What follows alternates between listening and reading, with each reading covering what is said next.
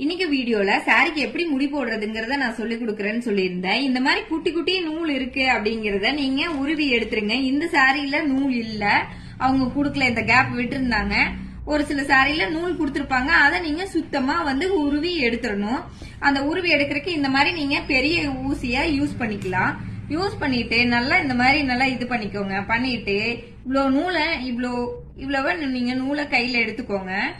எடுத்துட்டு நல்லா இப்படி திருகிக்கோங்க. திருகிட்டு ஒரு விரல் எடுத்து இந்த விரல்ல இப்படி சுத்திக்கோங்க. சுத்திட்டு உங்களுக்கு அந்த விரலுக்குள்ள ஈஸியா போயிட்டு வர்ற மாதிரியான உங்களுக்கு இது கிடைச்சதுன்னா மட்டும்தான் உங்களுக்கு முடி போடுறது ஈஸியா இருக்கும். அப்பதான் நல்லா வரும்.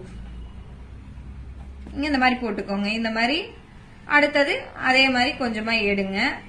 எடுத்துட்டு இப்படி நல்லா திருகுங்க. கொஞ்சமா எடுங்க, நிறைய எடுத்தீங்கன்னா சரியா வராது. கொஞ்சமா எடுத்துட்டு இந்த மாதிரி திருகிக்கோங்க.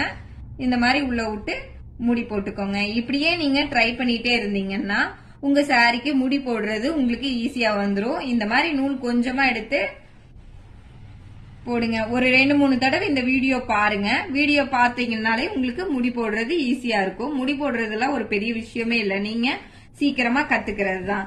இந்த மாதிரி அழகா நீங்க முடி போடலாம். Thank you friends.